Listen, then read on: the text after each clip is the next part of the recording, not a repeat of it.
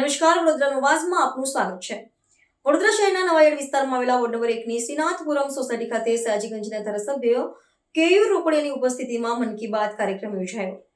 વડોદરા શહેરના નવાયાર્ડ વિસ્તારમાં આવેલા વોર્ડ નંબર 1 ના શ્રીનાથપુરમ સોસાયટી ખાતે વડાપ્રધાન નરેન્દ્ર મોદીના લોકપ્રિય રેડિયો કાર્યક્રમ મન કી બાત 129મા એપિસોડનું સામૂહિક પ્રસારણ યોજાયું હતું। આ કાર્યક્રમમાં વિધાનસભાના ધારાસભ્ય કેયુર રોકડિયા, વોર્ડ 1ના મહામંત્રી કેતન શેઠ તેમજ બૂથ પ્રમુખ શૈલેષ ગજ્જર ખાસ ઉપસ્થિત રહ્યા હતા। કાર્યક્રમ દરમિયાન શ્રીનાથપુરમ સોસાયટીના બાળકો સહિતના રહીશો અને સ્થાનિક નાગરિકો મોટી સંખ્યામાં ઉમટી પડ્યા હતા। ધારાસભ્યએ લોકો સાથે બેસીને વડાપ્રધાનના પ્રેરણાદાયી વિચારો સાંભળ્યા હતા અને જણાવ્યું હતું કે મન કી બાત દ્વારા દેશના ખૂણે ખૂણે થતા સકારાત્મક કાર્યોની માહિતી મળે છે। આ કાર્યક્રમનું સફળ આયોજન વોર્ડ નંબર 1ના બૂથ પ્રમુખ શૈલેષ ગજ્જર દ્વારા કરવામાં આવ્યું હતું। ત્યારે આ વર્ષની છેલ્લી મન કી બાત દરમિયાન વડાપ્રધાન નરેન્દ્ર મોદીએ દેશવાસીઓને નવા વર્ષની શુભેચ્છાઓ પણ પાઠવી હતી। માનનીય વડાપ્રધાન નરેન્દ્રભાઈ મોદી દ્વારા દર મહિનાના છેલ્લા રવિવારે મન કી બાતનો કાર્યક્રમ કરવામાં આવે છે અને ભારતીય જનતા પાર્ટીના તમામ આગેવાન ચૂંટાયેલા પ્રતિનિધિઓ પણ મન કી બાત પોતાના એરિયાના કોઈ એક બૂથની અંદર, જેમ આજે હું નવાયાર્ડમાં શ્રીનાથજીપુરમ અમારા બૂથ નંબર 54 છે, એમાં હું આજે અહીંયા આવ્યો છું। આ સોસાયટીના નાગરિકો સાથે બેસીને, અમારા કાર્યકર્તા સાથે બેસીને આ મન કી બાત અમે સાંભળતા હોઈએ છીએ।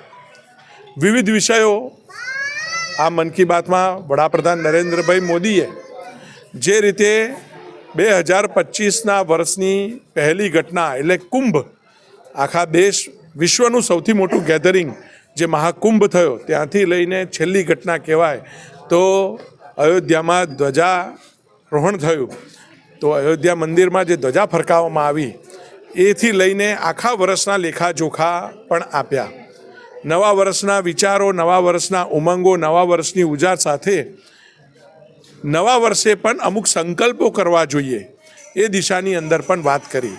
દેશના ખૂણા ખૂણામાં રહેલી સિદ્ધિઓ, એચિવમેન્ટ, પછી એક કલાકારી વિષય હોય, સંગીત વિષય હોય, સ્પોર્ટ્સ વિષય હોય, આવા અનેક વિષયો લઈને મન કી બાતના કાર્યક્રમમાં લોકોનું માર્ગદર્શન કરતા હોય છે, લોકોને પ્રેરણા મળતી હોય છે।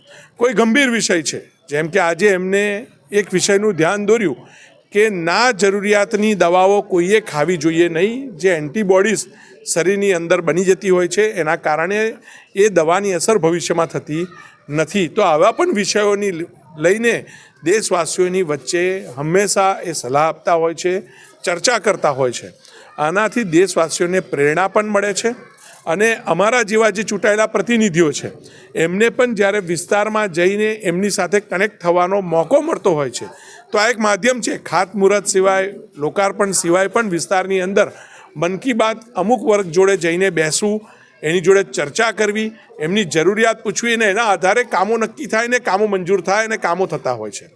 તો આ પણ એક માધ્યમ આ મન કી બાતનું છે।